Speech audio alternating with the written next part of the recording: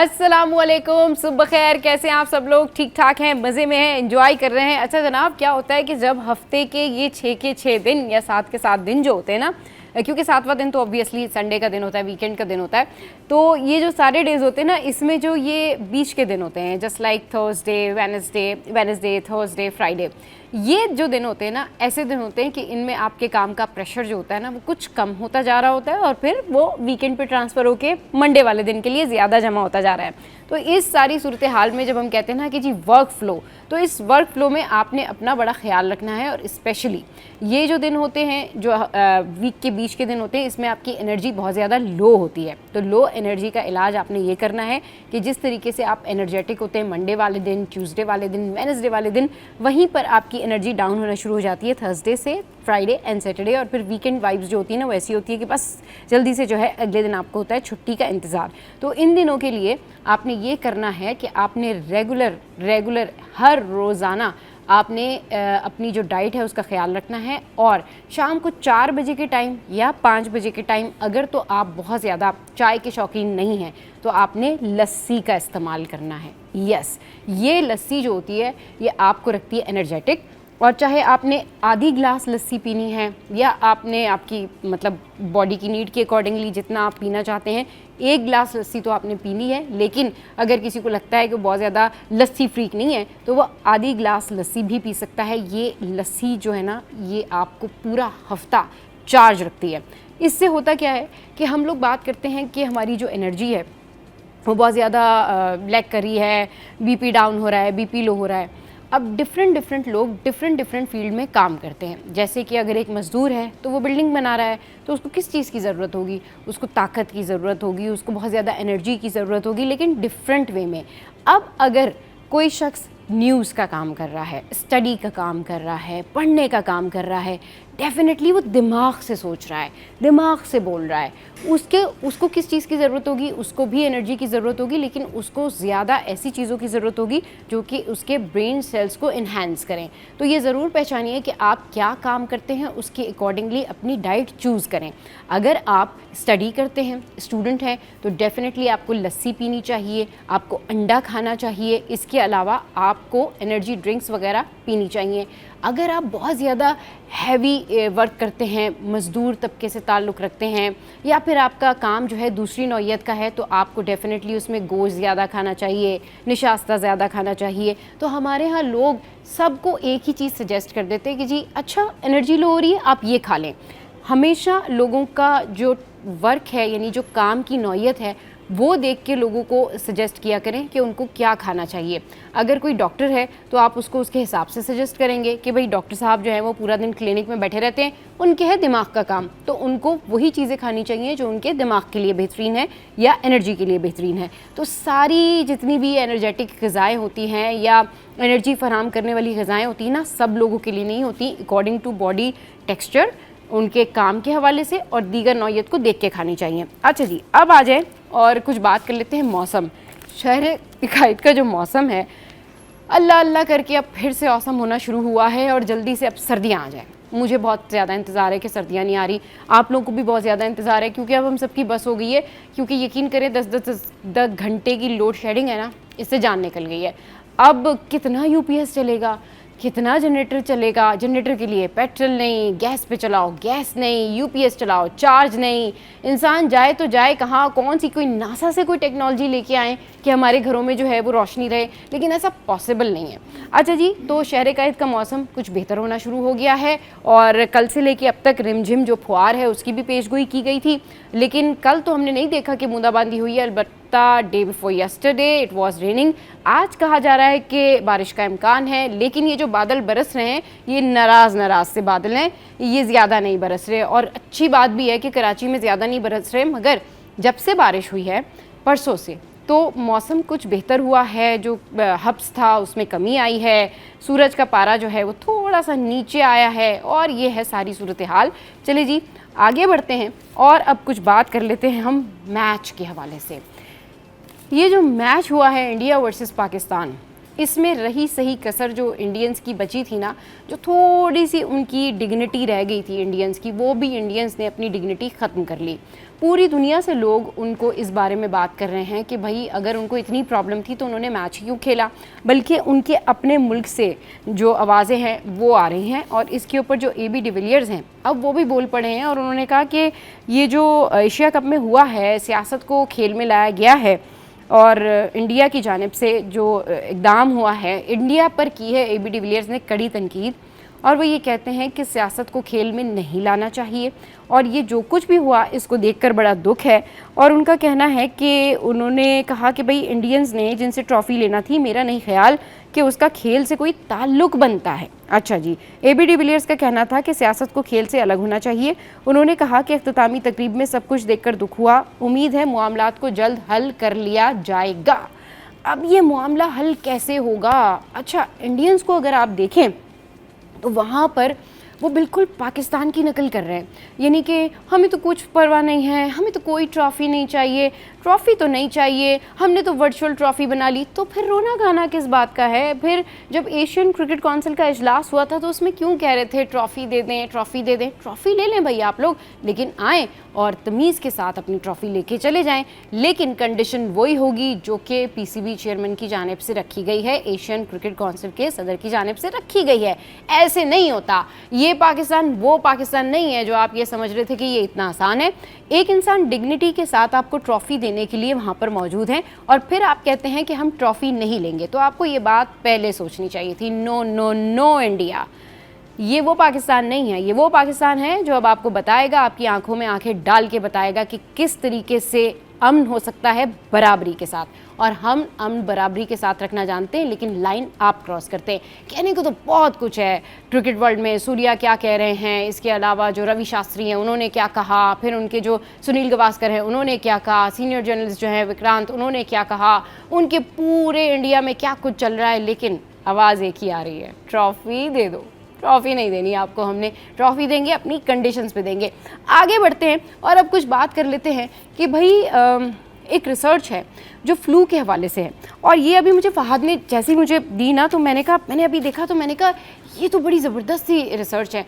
तो भाई ये रिसर्च है कि च्युइंगम से फ्लू के वायरस की मौजूदगी का तेज़ी से पता लगाया जा सकता है। मतलब दैट्स अमेजिंग। और साइंसदान जो हैं उनका कहना है कि च्युइंगम फ्लू के वायरस की मौजूदगी जांचने का एक फौरी तरीका साबित हो सकती है। च्युइंगम चबाएं और फ्लू की जो मौजूदगी है, फ्लू का जो वायरस है अपनी बॉडी में, उसका पता लगाएं। That's really great. इस हवाले से साइंसदान जो है वो ये कहते हैं कि च्युइंगम मुमकिन तौर पर बीमारी की अलामत ज़ाहिर होने से पहले ही उसकी मुंतकली को रोक सकती है। ओके, अच्छा, फिर आगे क्या है कि जी साइंसदानों के मुताबिक जबकि सर्दी का मौसम तेज़ी से करीब आ रहा है और हम में से बहुत से लोग पहले ही नज़ला, खांसी और बुखार में मुब्तला हो चुके हैं, लेकिन अब साइंसदानों का कहना है कि एक नया टेस्ट मुतारिफ़ कराया गया है जो ये जानने में मदद दे सकता है कि आपको फ्लू तो कहीं नहीं है। और ये टेस्ट च्युइंगम से किया जाता है। नया टेस्ट जो एक मॉलिक्यूलर सेंसर है, इस तरह का डिज़ाइन किया गया है कि जब वो वायरस से राब्ते में आए तो वहाँ पर जो भी वहाँ पर इखराज है, जो भी वहाँ पर च्युइंगम, जो भी वहाँ पर आपका कहना चाहिए ना बलगम है, वो उसकी जांच पड़ताल के लिए है। और मुहक्किकीन ने ACS सेंट्रल साइंस में रिपोर्ट किया है कि वो इस सेंसर को च्युइंगम या फिर में शामिल करके ने का इरादा रखते हैं, यानी कि च्युइंगम को भी वो अब अपनी इस टेक्नोलॉजी में शामिल करने का इरादा रखते हैं ताकि घरेलू सतह पर बीमारी की स्क्रीनिंग को बढ़ाया जा सके और अलामात ज़ाहिर होने से पहले बीमारी की मुंतकली को जो है वो रोका जा सके। तो ये देखें जी, ये च्युइंगम चबाने से आपको ये पता लगेगा कि आपको फ्लू तो नहीं है। और ये अब प्री टेस्ट है और च्युइंगम को अब जो उनके इक्विपमेंट्स हैं, जिससे जांच पड़ताल के जो इक्विपमेंट्स हैं, उसमें भी इंडक्ट करने का कहा जा रहा है। अच्छा, वैसे मुझे इससे एक चीज़ भी समझ में आ रही है कि जब आप च्यू करते हैं, च्युइंगम चबाएंगे, तो डेफिनेटली आपका अपर जॉ, लोअर जॉ, ऑब्वियसली वो कॉन्ट्रैक्ट होता है, आपके मसल्स जो हैं वो कॉन्ट्रैक्ट होते हैं और उससे आपका ये जो आपका नेज़ल वाला पूरा एरिया है, इसको भी इम्पैक्ट पड़ता है। तो ये ज़रूर वाकई में मदद देता होगा कि आपको पता लग जाए कि आपको फ्लू वायरस तो नहीं है। तो that's really great, that's really nice. अच्छा जी, अब ओवरऑल शहर की सूरत हाल क्या है? शहर की जो सूरत हाल है ना, वो कुछ ठीक नहीं है। कहीं से धड़ मिल रहा है, कहीं से सर मिल रहा है, पता नहीं क्या हो रहा है। और किसकी नज़र लग गई है इस शहर कायद को।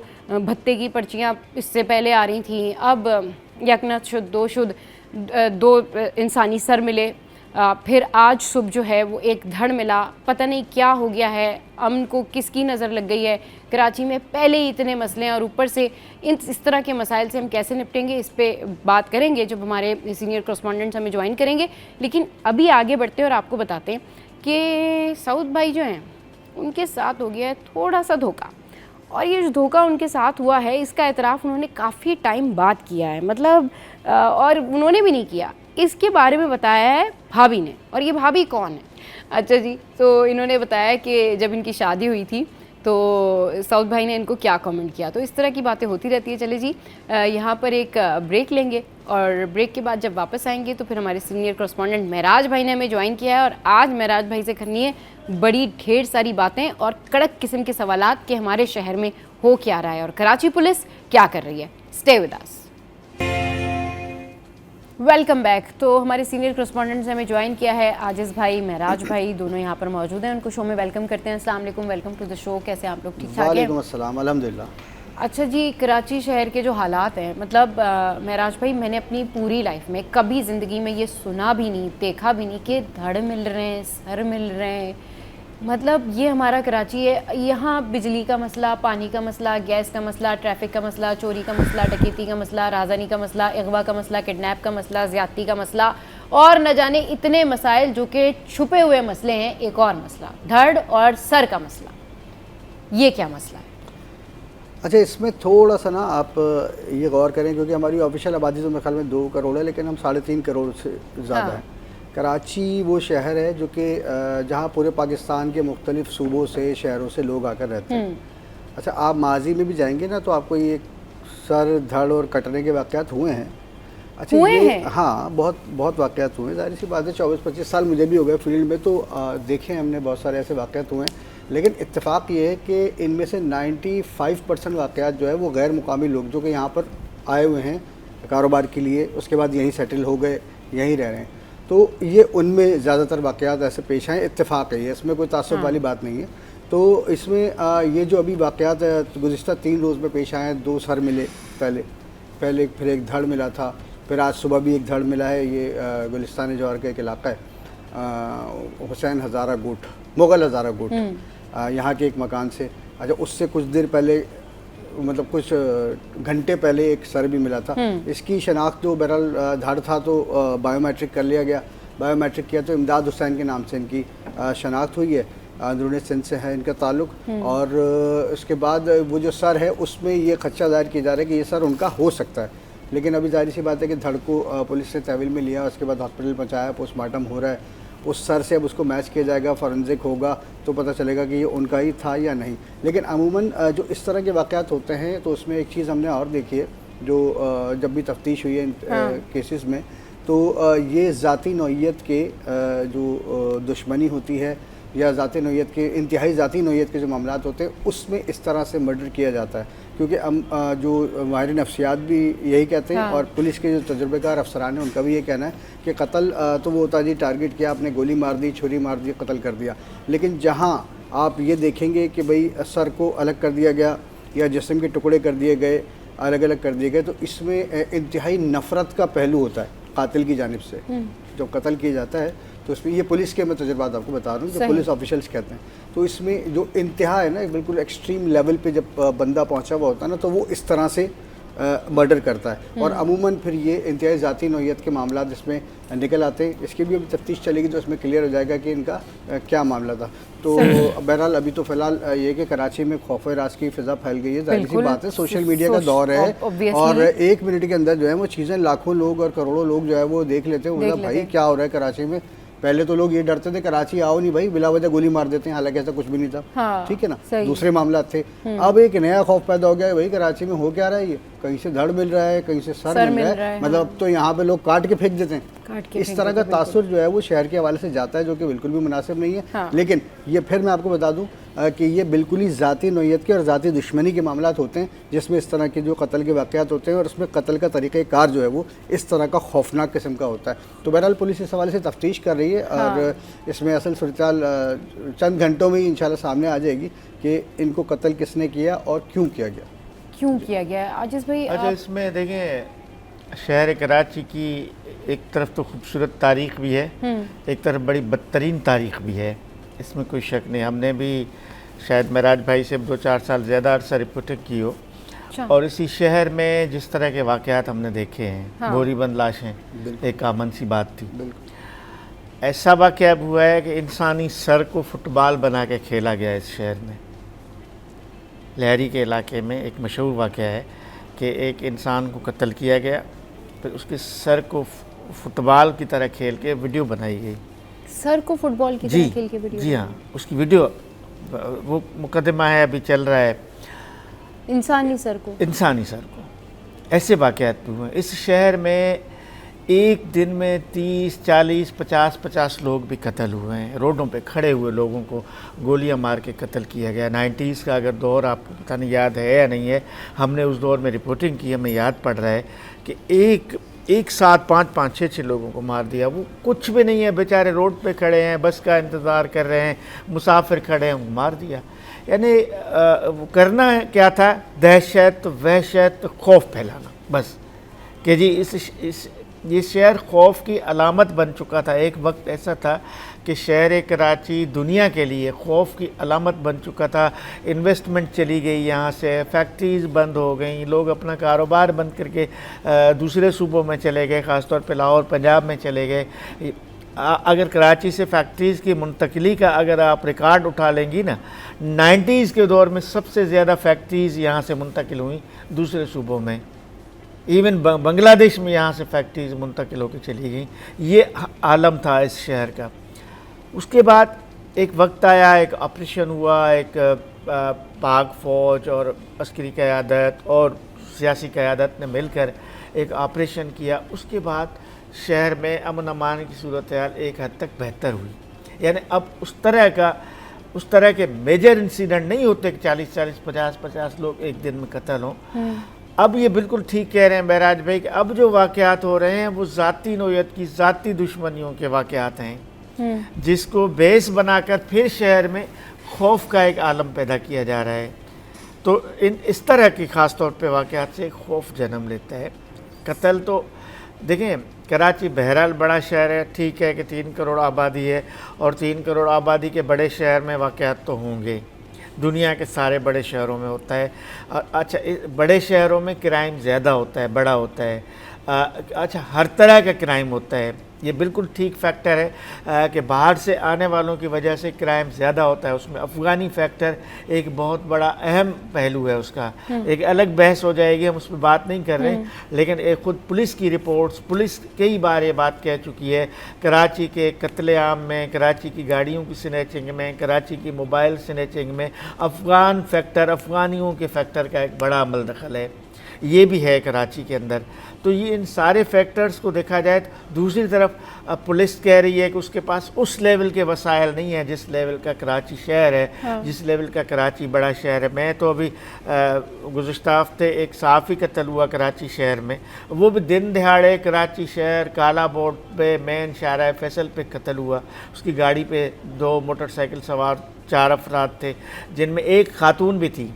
आप तसव्वुर करें कि कत्ल का वाक़या होता है, कत्ल करने वालों में खातून भी शामिल थी, लेकिन उसका भी अभी तक एक साफ़ है। पुलिस कह रही है ज़ाती दुश्मनी थी, FIR में भी इस बात, ठीक है ज़ाती दुश्मनी होगी, लेकिन उसका ये मतलब तो नहीं कि दिन दहाड़े किसी को कत्ल किया जाए। अच्छा, कत्ल किया जाए, चलें ज़ाती दुश्मनी थी, कत्ल हो गया, लेकिन उसके बावजूद एक सहाफ़ी था, एक TV एंकर था, एक शहर का मौजूद शहरी था, उसके केस को इन्वेस्टिगेट करना, उसके मुलजिमों को गिरफ्तार करना तो पुलिस की जिम्मेदारी बनती है ना, चाहे उसका सबब जो भी हो, हम नहीं जाते उसमें, रीज़न जो भी हो कत्ल का, लेकिन उसके कातिलों की गिरफ्तारी तो पुलिस की जिम्मेदारी बनती है ना, बेसिक जिम्मेदारी बनती है। लेकिन वो भी नहीं हो रहा। 10-12 दिन हो गए उस वाक़े को। उसके कल एक मुजाहरा था कराची प्रेस क्लब के बाहर, उसके जो वालिदैन हैं, उसके जो भाई हैं, वो भी पुलिस की तफ्तीश से मुतमईन नहीं है। वो मुतालबा कर रहे हैं कि JIT बनाई जाए। वज़ीर आला से मुतालबा हो रहा है कि तहकीकाती कमेटी बनाई जाए ताकि उस सहाफ़ी के कातिलों को गिरफ़्तार किया जाए। हम भी यहाँ मुतालबा करते हैं चूँकि हमारी कम्युनिटी है। एक देखें, सहाफ़ियों का एक तो ये होता है कि एक तो वालिदैन या रिश्तेदार या भाई बहन होते हैं, वो उनके रिश्तेदार होते हैं। एक हमारी बिरादरी भी होती है। मैं आप तीनों हम यहाँ सहाफ़ी बैठे हुए हैं ना, हमारी एक कम्युनिटी भी है। इस कम्युनिटी में भी खौफ पैदा होता है। जिस तरह मजमूई तौर पे क्राइम के वाक़यात में खौफ का अंसर होता है, इस तरह सहाफ़ी बिरादरी में भी खौफ जन्म लेता है। और सूबा सिंध में गुज़श्ता 2-2.5 साल के दौरान 5 सहाफ़ी कत्ल हुए हैं। मामूली बात नहीं है। अगर दुनिया के दूसरे किसी मुल्क में होता तो ये इंटरनेशनल आवाज़ें उठ रही होती। लेकिन सिर्फ सूबा सिंध में गुज़श्ता 2-2.5 साल के दौरान 5 सहाफ़ी कत्ल हुए हैं। जान मोहम्मद महर कत्ल हुआ, अजीज़ मेमन कत्ल हुआ, नसरुल्लाह गडानी कत्ल हुआ, एक मुझे नाम याद नहीं आ रहा, 5वां ये है इम्तियाज़ मीर जो अब 10-12 दिन पहले कत्ल हो। तो ये मजमूई सूरत हाल है। ओवरऑल क्राइम की सूरत हाल बहुत ख़तरनाक है। सही, बिल्कुल। कराची में अमन अमान की सूरत हाल जो है एक दफ़ा फिर से जो है ख़तरनाक हो गई है और इसको संभालना कराची पुलिस का काम है। लोगों को भी इस हवाले से बहुत ज़्यादा अवेयर रहने की ज़रूरत है। चले जी, यहाँ वक्त तो एक ब्रेक का, ब्रेक के बाद वापस आएंगे तो फिर मज़ीद टॉप स्टोरी पे डिस्कशन करेंगे। हमारे साथ रहिए। Welcome back. तो जनाब, एक और टॉप स्टोरी आपके साथ में शेयर करते हैं। नॉर्थ कराची UP मोड़ के करीब जियो मोबाइल जो मॉल है उसकी जानिब झोंपड़ियाँ जो हैं वहाँ पर आतिशज़दगी का जो है वो वाक़या हुआ है और central command and control rescue 1112 जो है उनको इतला दी गई, तो फ़ौरन ये रेस्क्यू टीम जो है वो रवाना हो गई है और उसके बाद अब एम्बुलेंस और फायर ब्रिगेड भी जायवुका पर पहुँच गए हैं और रेस्क्यू 1112 की जानिब से यहाँ पर काबू पा लिया गया है। कूलिंग का अमल जो है वो जारी है। ये मनाजिर हम आपको दिखा रहे हैं 21 की स्क्रीन पर। ये आप देख सकते हैं कि ये वाक़या पेश आया कल रात में और ये नॉर्थ कराची UP मोड़ का इलाका है जहाँ पर जियो मोबाइल मॉल है, उसकी जानिब जो झोंपड़ियाँ हैं ये आतिशज़दगी उनमें हुई है। अच्छा, अब ये जो ओवरऑल है, जिस टाइम पर ये हादसा पेश आया, वाक़या हुआ, तो रेस्क्यू की टीम्स वहाँ पर पहुँची, आग बुझाने का अमल वहाँ पर जारी था। अब कूलिंग का अमल जो है वो जारी है। ओवरऑल अगर ये देखा जाए ना तो ये UP मोड़ का वो इलाका है जो काफ़ी मसरूफ़ तरीन इलाका भी है। यहाँ पर जो मॉल है, जियो मोबाइल मॉल, वो भी मौजूद है। अब इस पर बात करते हैं महराज भाई, ये जिस तरीके से झोपड़ियाँ बनाई हुई हैं और उसकी तरफ ही है ये जो मॉल है या जो रिहायशी इलाके आसपास टच करते हैं, या अगर रिहायशी इलाके ना भी हों तो आवाम की बड़ी तादाद यहाँ से गुज़रती है, जाती है, आती है और बहुत सारे लोग जो है उनका ये पिक पॉइंट भी है। लाइक किसी ने रक्षा करना है, किसी ने बस के लिए खड़े होना है, या कोई स्टूडेंट वहाँ से गुज़र रहा है, या बहुत सारा सिनेरियो होता है। ये लीगल थी झोपड़ियाँ या जो झोपड़ियाँ बनी हुई हैं ये इन लोगों को दी हुई हैं, कोई खाली प्लॉट है या क्या, कैसे जो झोपड़ियाँ होती हैं या कैसे इस तरह की जो आबादियाँ होती हैं वो कायम हो जाती हैं? क्या इनको कोई वाकई देता है कि आप इधर रह लें ये करके? देखिए, मैं आपको एक बात बताऊं कि आज मैं या आप किसी भी खाली ज़मीन पर एक अगर झोपड़ी या झुग्गी टाइप की कोई चीज़ लगाते हैं, डालते हैं, हमें रोक दिया जाएगा। अच्छा, वहाँ 10 लोग आ जाएंगे, हाँ, पुलिस भी आ जाएगी, इंतज़ामिया भी आ जाएगी, सब कुछ हो जाएगा। सही। लेकिन कराची के मुख्तलिफ मकामात पर ये इस तरह से झुग्गियाँ जो है वो अक्सर उन खाली प्लॉट्स पर जो है वो बनाई जाती हैं जिस पर मुबैना तौर पर कब्ज़ा करने का इरादा हो। सही। और ये देखा भी गया है और अब हमने इन सालों में ये भी देखा कि कराची में बहुत अच्छी जगहों पर, बहुत अच्छे इलाकों में और ऐसे बड़ी ज़मीन के टुकड़े थे कि जिन पर अचानक ही जो है झुग्गियाँ आबाद हो गई, खाना बदोश आ गए, बच्चों समेत, फैमिली समेत रहना शुरू कर दिया उन्होंने। और फिर वो निकालना मुश्किल हो जाता है और फिर वो एहतिजाज करते हैं कि भाई वी आर नॉट लिविंग और हम नहीं जाना चाहते और वो तो कहते थे हम गरीब हैं, हम कहाँ जाए। हाँ बिल्कुल, हम कहाँ जाए। अच्छा, इसमें जो है ना ज़्यादातर मामला हमेशा ये निकलता है कब्जा ग्रुप का। कराची में लैंड ग्रैबिंग पहले भी उसी तवातुर के साथ जारी थी, अब भी उसी तवातुर के साथ जारी है। तरीक़ेकार सबके अपने अपने, कहीं गन पॉइंट पर आकर बैठ जाते हैं, गार्ड्स को लेके आ जाते हैं शहर में। अच्छा, कहीं जो है वो इस तरह का जो है टेक्निक लगाई जाती है कि टेक्निक यहाँ पे लगाई आप झुग्गियाँ आबाद कर दें और वहाँ पर जो है बहुत सारे लोग वहाँ पर आबाद हो जाएंगे, तो उस वक्त फिर बार्गेनिंग पोजीशन जो है ना वो अच्छी हो जाती है अच्छी हो उनकी। जाती है, तो इसमें भी ये सूरत हाल है, शुक्र है कि कोई जानी नुकसान नहीं हुआ। और अमूमन हमने ये देखा कि जब इस तरह की झुग्गियाँ नहीं हटाई जाती और जिसकी ज़मीन होती है वो बहुत ज़्यादा परेशान हो जाता है, तो फिर वो अपने किसी न किसी ज़राए को हिलाता है और उसके बाद वहाँ पर आतिशज़दगी का एक वाक़या पेश आता है। अच्छा। और उस आतिशज़दगी में तमाम झोपड़ियाँ जल जाती हैं, कानूनी कार्रवाई शुरू हो जाती है और कब्ज़ा उस शख्स को मिल जाता है, क्योंकि वो कानूनी तौर पर अगर कब्ज़ा लेने की कोशिश करता है तो उसको कब्ज़ा नहीं मिल पाता। बरसों वो बेचारा इंतज़ार करता रहता है, एड़ियाँ रगड़ता रहता है कि भाई मेरी ज़मीन मेरी ज़मीन मेरी ज़मीन, लेकिन कोई नहीं पूछता उसको आके। जब इस तरह का कोई वाक़या हो जाता है तो उसके बाद सारी इंतज़ामिया आ जाती है और फिर पेपर भी निकलते हैं, इंक्वायरी होती है ना, भाई किसकी ज़मीन है, बोलते भाई मेरी ज़मीन थी मेरी ज़मीन थी मेरी ज़मीन थी, फिर जाके कहीं उसकी दादरशी होती है। इसी तरह हमने गुलशन इकबाल में बहुत सारे वाक़यात देखे। गुलशन इकबाल के मुख्तलिफ ब्लॉक्स पर झुग्गियों की तो भरमार थी। वहाँ पर हमने ऐसे प्लॉट्स देखे जहाँ पर आग लगी, झुग्गियाँ जल गई, उसके बाद वापस उसके मालिकान को मिल गई। तो बात यह है कि एक तो इंसानियत का मामला ये देखना चाहिए हमें कि भाई अगर झुग्गियों में कोई है और इस तरह से आग लगा देना या इत्तेफाक से भी लग जाए तो कोई जानी नुकसान ना हो जाए। अच्छा, एक तो ये बात समझ में नहीं आती कि ये जो भी जिनके प्लॉट्स होते हैं उनको चाहिए कि वो डेफिनेटली झुग्गियों वालों को देने के बजाय, ताकि इस तरह की मुसीबत ना हो, उनको चाहिए कि वो उसका कोई ऑल्टरनेट करें। वो डेफिनेटली या तो उसको उस प्लॉट की जो है वो बाउंड्री वॉल बनाएं, उसको कवर करवाएं। अगर उनको इतनी फ़िक्र है अपनी प्रॉपर्टी की कि उस पर कब्ज़ा ना हो जाए, तो उसके लिए उनको कोई ना कोई इक़दाम करने चाहिए ताकि इस तरह के वाक़यात भी नहीं हो और उनकी जो ज़मीन है वो भी महफूज रहे। आजिज़ भाई, ये जो झुग्गियाँ होती हैं, अगर हम सिर्फ इन्वायरमेंट से रिलेटेड बात कर लें तो आपने एक एरिया देखा होगा, नागन चौरंगी का एरिया। नागन चौरंगी का जो एरिया है वहाँ पर बिल्कुल मेन नागन चौरंगी के एरिया पर बीच में बहुत सारी झुग्गियाँ बनी हुई हैं और वो पूरा एक प्लॉट है जिसके अंदर बहुत सारी झुग्गियाँ हैं और बहुत सारे लोग वहाँ पर रहते हैं। इस तरफ फ्लैट्स हैं, इस तरफ भी फ्लैट्स हैं उसके, लेकिन उसके बराबर में जो है वो शॉप्स भी हैं।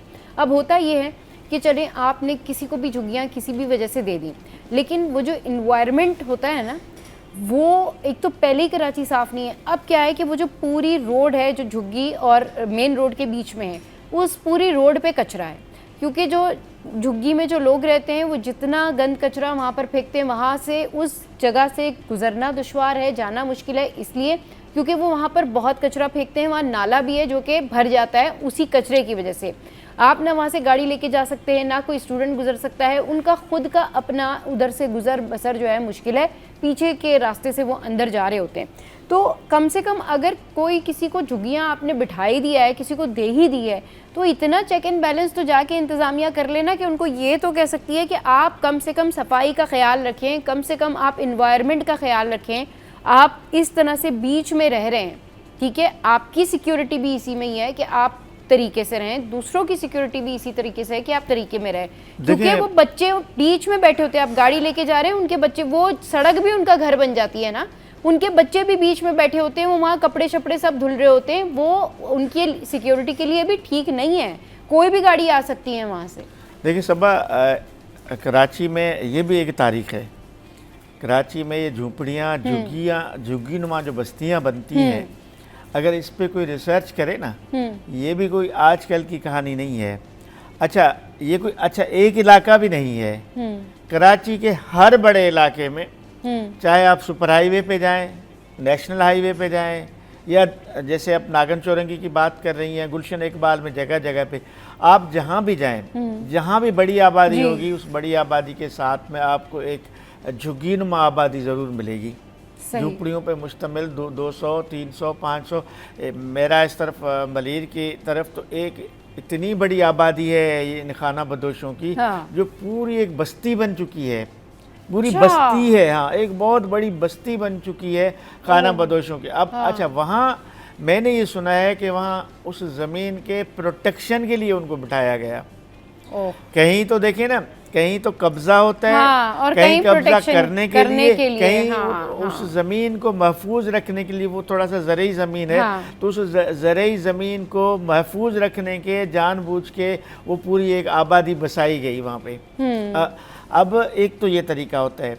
दूसरा, सुपर हाईवे की एक झुग्गी की मैं आपको बात बताऊँ, झुग्गी बस्ती है, वो भी अभी भी मौजूद है जमाली गोट के आसपास में। अच्छा, उसको नाम दिया गया सैलाब मुतासरीन है ये। अच्छा, अच्छा, उससे मुझे पर्सनली पता है कि वो कोई सैलाब मुतासिर नहीं है, वो खाना बदोशों की झुग्गी बनाई गई वहाँ। एक कोई पीर साहब हैं, बहुत बड़ी दाढ़ी वाले, बड़े मौलाना लगते हैं, नाम मुझे याद, अच्छा। पीर सरहंदी है कोई। तो उसने वो बस्ती बनाई वहाँ पे। बस्ती बनाई अपने उस सारे कारोबार के लिए, अपने धंधों के लिए। वहाँ एक स्कूल उसने इस्टेब्लिश किया, पता नहीं क्या क्या इस्टेब्लिश किया कि सैलाब मुतासरीन के नाम पे। वो वाला कि सैलाब मुतासरीन नहीं है, लेकिन वो उन्होंने कब्ज़ा कर लिया। अब इतनी बड़ी ज़मीन पे जहाँ 400-500 झुग्गियाँ अगर रखेंगी तो वो कम अज़ कम 8-10 एकड़ ज़मीन जो है वो तो वह ये क्या करते हैं। एक तरीका तो जो महराज भाई ने बताया, मैं बिल्कुल उस पर एग्री हूँ कि लोग इस तरह आग लगाते हैं।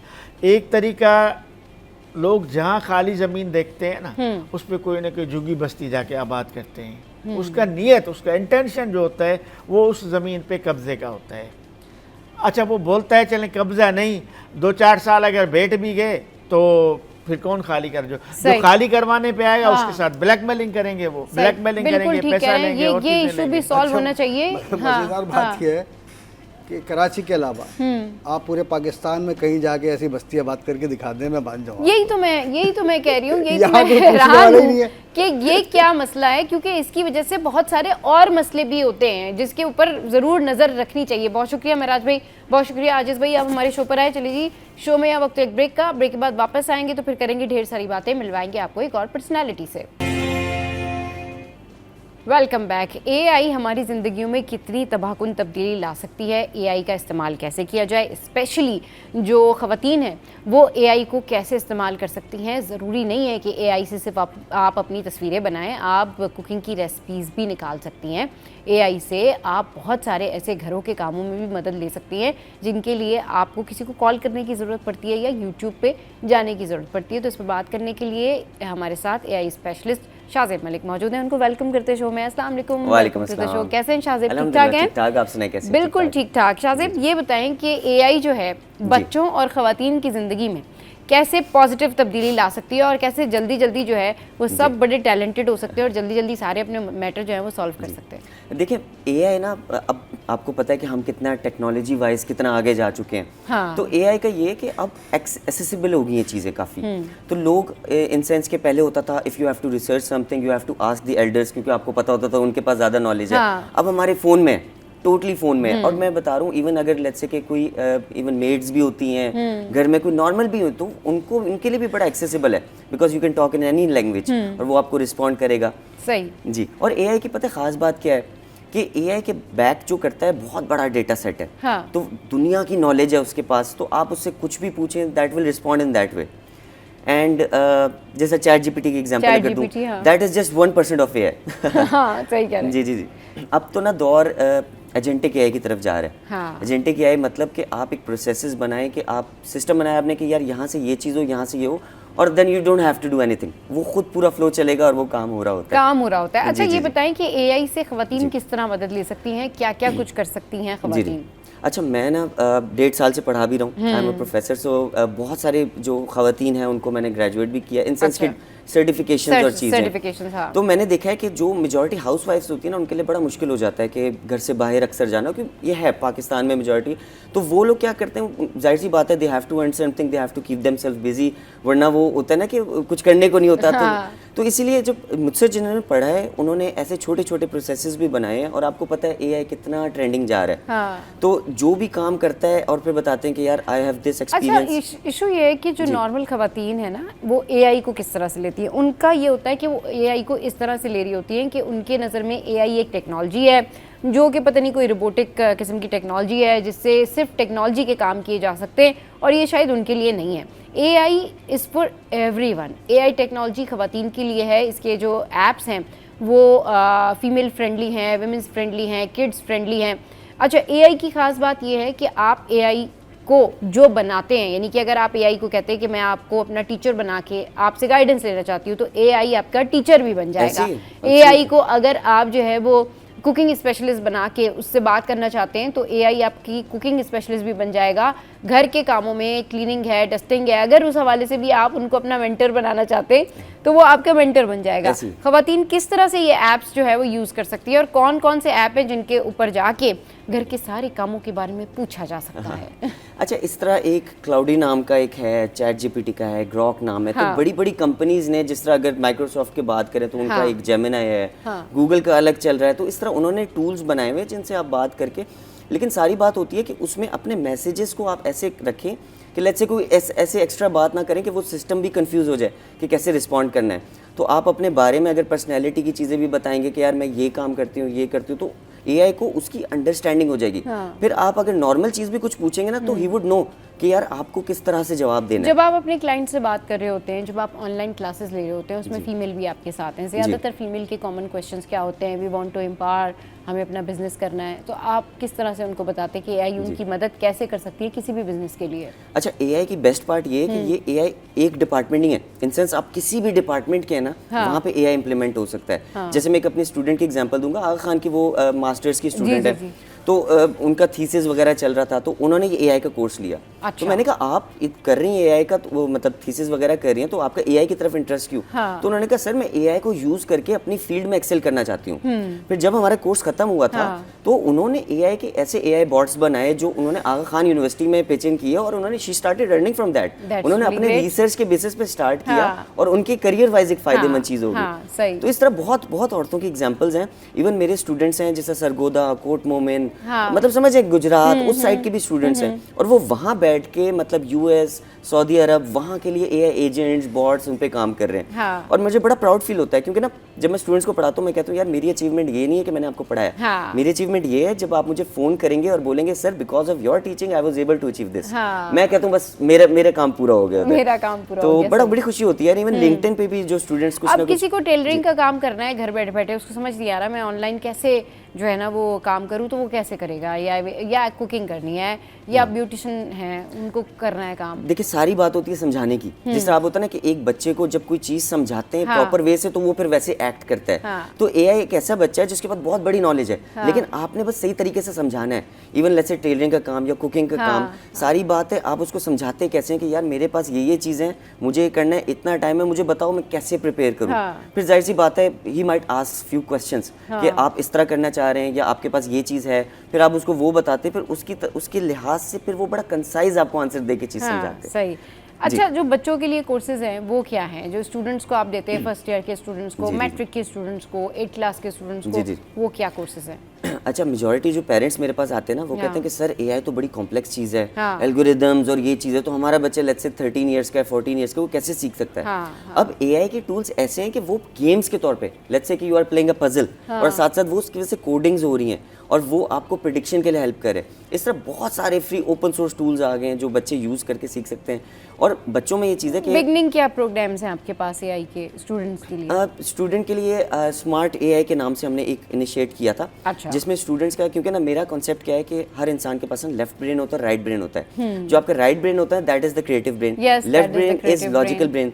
तो बच्चों के ना लॉजिकल ब्रेन्स नहीं बिल्ड होते बचपन में, तो उनको अगर मैथमेटिकल पजल्स के तौर पे, गेम्स के तौर पे सिखाया जाए ना, तो उनको उनके लॉजिकल ब्रेन में बड़ा हेल्प करता है। फिर when they pass 17 years old, तो उसके बाद उनका माइंड एक नॉर्मल इंसान से बेहतर ही होगा जिनका बचपन में वो लॉजिकल माइंड नहीं बिल्ड हुआ।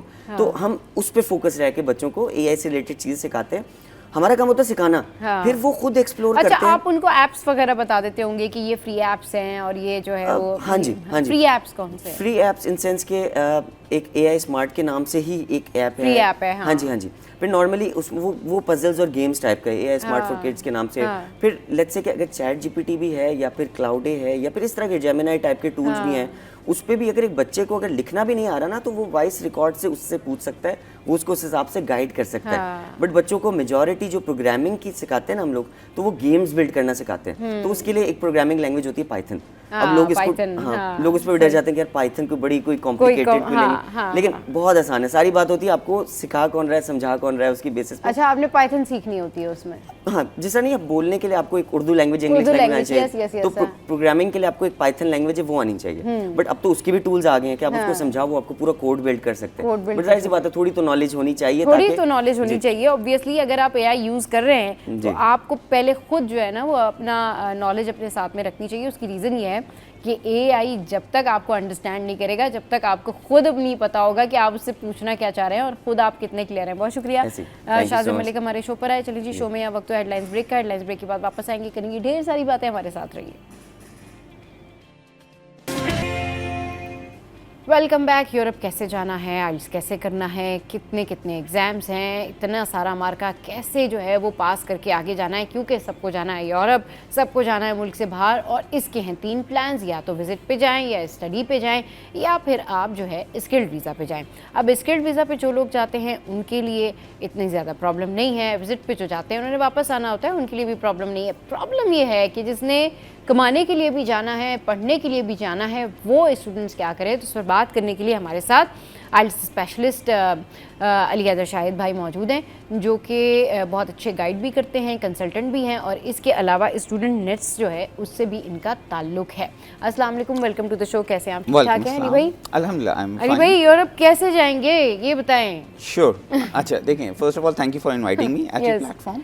अच्छा, यूरोप जाने के लिए हमारे पास डिफरेंट कहना चाहिए ऑप्शंस हैं, लेकिन फर्स्ट ऑप्शन ये है कि आपको अगर यूरोप जाना है, यूरोप में किसी भी कंट्री जाना है स्टडी के लिए, तो सबसे पहले आपको आइल्स का टेस्ट क्लियर करना होगा। अच्छा, राइट। आइल्स का टेस्ट इसलिए मैंडेटरी है क्योंकि आइल्स ना सिर्फ एम्बेसी की रिक्वायरमेंट है, हाँ, बल्कि यूनिवर्सिटी की भी रिक्वायरमेंट होती है। ओके। अब फॉर इंस्टेंस अगर हम बात करते हैं जर्मनी की, क्योंकि जैसे आपने बताया मैं स्टूडेंट नेस्ट एजुकेशनल कंसल्टेंट का CEO भी हूँ एंड आइल्स स्पेशलिस्ट हूँ। सही।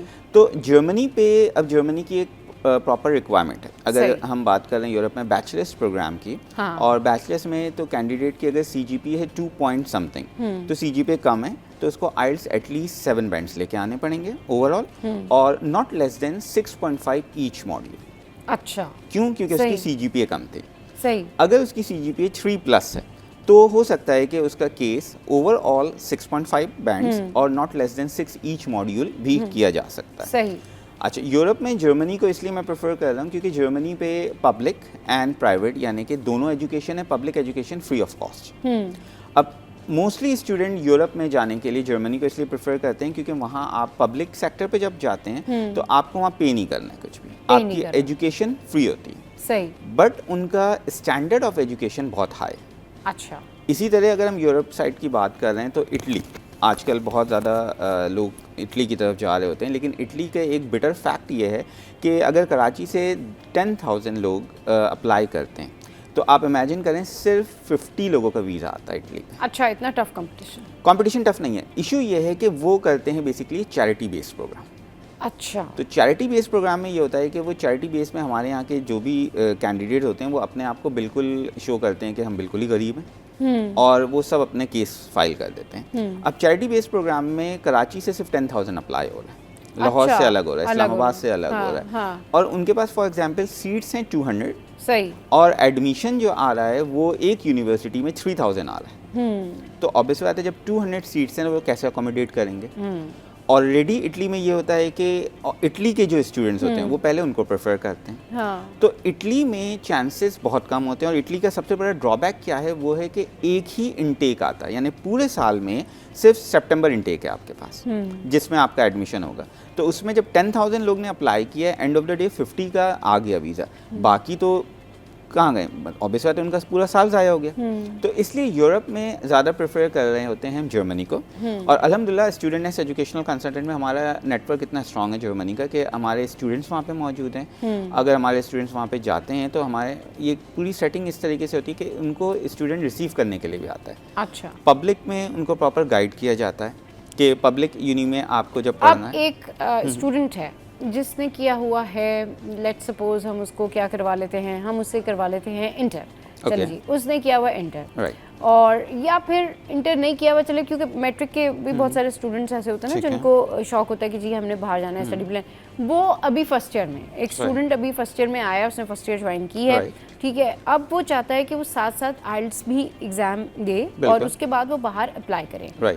अब उस फ्रेश स्टूडेंट को क्या करना चाहिए? लेकिन भाई उस स्टूडेंट की कंडीशन भी बना लेते हैं ना, उस स्टूडेंट की कंडीशन ये है कि उतने ज़्यादा पैसे नहीं खर्च कर सकता, लेकिन उसे शौक भी है जाने का, और वो स्टूडेंट वीज़ा पे जाना भी चाहता है, बाहर पढ़ना भी चाहता है, लेकिन और कमाना भी चाहता है। तो अब वो मैट्रिक का स्टूडेंट जो कि फर्स्ट ईयर में आया है वो क्या करेगा?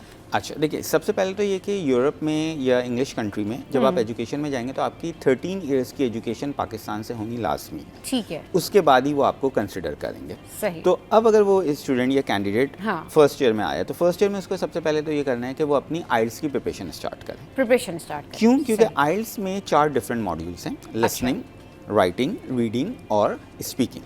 ठीक ये 4 मॉड्यूल्स होते हैं, उन 4 मॉड्यूल्स के टोटल 9 बैंड्स होते हैं। ठीक। आउट ऑफ 9 कैंडिडेट 6.5, 7, 8 लाता है और फिर ओवरऑल 9 में से बैंड्स दिए जाते हैं। ठीक। तो अब हमारे यहाँ पे अगर जो स्टूडेंट है वो नॉर्मल इंग्लिश मीडियम का है तो उसको आइल्स की प्रिपरेशन में रीडिंग सेक्टर में बड़ा मसला आता है। सही। वजह क्यों? क्योंकि हमारे स्कूल में वो कैम्ब्रिज पैटर्न से रीडिंग्स नहीं कराई जा रही नहीं होती कराई। है। तो जब वो आइल्स की प्रिपरेशन पे आता है, हमारे प्लेटफॉर्म पे आता है, तो वो रीडिंग में बहुत ज़्यादा स्ट्रगल करता है। ठीक। Same thing goes with the listening. Listening में ये होगा कि आपको 30 मिनट्स के अंदर 40 MCQs के आंसर्स देने हैं। सही। आपके हेडसेट लगा हुआ है, स्क्रीन पे आपके पास प्रॉम्प्ट आ रहा है हाँ। और आप सुन रहे हैं और उसके आंसर्स आप टाइप कर रहे हैं। सही। तो अब लिसनिंग उसी स्टूडेंट की अच्छी होगी जिसने इंग्लिश मूवीज़ देखी हैं, वो इंग्लिश सॉन्ग को समझता है, लिरिक्स कैच कर सकता है, वही लिसनिंग को कर सकता है। तो इसलिए स्टूडेंट को सबसे पहले चाहिए वो आइल्स की प्रिपरेशन। अच्छा, क्योंकि आप कह रहे हैं कि ग्रेजुएशन के बाद ही आइल्स Exactly. में जो है वो आप अप्लाई कर सकते हैं। तो फर्स्ट ईयर वाले जो हैं, यानी मैट्रिक के बाद जो फर्स्ट ईयर वाले स्टूडेंट्स हैं वो आइल्स की प्रिपरेशन शुरू कर दें। प्रिपरेशन शुरू कर सकते हैं और प्रिपरेशन के बाद तो वो उसके लिए टेस्ट उनको भी क्या दे प्रॉपर सकते हैं। कुछ ज्वाइन करें, वो हाँ, कोई exactly. कोचिंग ज्वाइन करें या क्या करें? कोई भी जैसे हम लोग आइल्स की प्रिपरेशन कराते हैं और अल्हम्दुलिल्लाह अगर आप गूगल पे भी लिखें अली हैदर आइल्स स्पेशलिस्ट हाँ। स्टूडेंट एंड यू विल हाँ। Find us, Meta will tell. अच्छा। तो इनको चाहिए कि किसी वेल नोन जगह पे जाके आइल्स की प्रिपरेशन करें। अच्छा। और जो जैसे आपने अभी जिक्र किया कि फर्स्ट ईयर का हाँ, स्टूडेंट है, तो हाँ। फर्स्ट ईयर का स्टूडेंट अपने टेन्योर के मिड में भी आइल्स का एग्जाम दे सकता है, उसकी कोई मसला प्रॉब्लम नहीं। अच्छा, अच्छा। और आइल्स का रिजल्ट 2 इयर्स तक वैलिड है। तो उसको ये माइंड पे रखना होगा कि सही। उसका बैकअप प्लान क्या है, उसके पास इन्वेस्टमेंट कब तक होगा, क्योंकि अगर उसने पहले टेस्ट दे दिया हाँ। और उसके पास फंड्स नहीं है हाँ। तो 2 साल बाद तो वो आइल्स जो है एक्सपायर हो जाएगा, एक्सपायर हो जाएगा। दोबारा से उसे टेस्ट देना पड़ेगा। हाँ। तो इसलिए पहले उसको ये भी देखना होगा कि उसके पास फंड्स कितने हैं। जैसे आपने कहा कि पैसे कम है और बाहर भी जाना है। हाँ। तो- यही तो हम सबका मसला है कि सबके पास पैसे होते नहीं हैं और सबने जाना होता है बाहर, तो अब कैसे जाएं? इसी के लिए जो है वो अली भाई हमारे साथ मौजूद है। वापस आएंगे तो करेंगे बात कि जो आइल्स के स्टूडेंट्स हैं, यानी जो कि आइल्स के एग्ज़ाम देना चाहते हैं, अब उन्होंने अगर फर्स्ट ईयर में या सेकेंड ईयर में प्रिपरेशन शुरू कर दिया है तो उनका रिजल्ट वैलिड रहता है, लेकिन उनके पास पैसे कब तक होंगे और वो कितने टाइम तक ये एग्ज़ाम दे सकते हैं, ये सारी बातें करेंगे एक ब्रेक के बाद।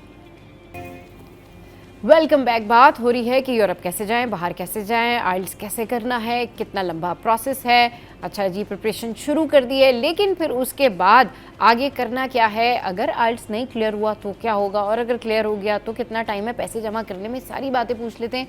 हमारे साथ अली भाई मौजूद हैं। अली भाई, हम बात कर रहे थे कि जो अभी स्टूडेंट है, जो मैट्रिक का स्टूडेंट है, जो अभी फर्स्ट ईयर में गया है या सेकेंड ईयर में है, तो वो अब आइल्स की प्रिपरेशन उसने करना शुरू कर दी।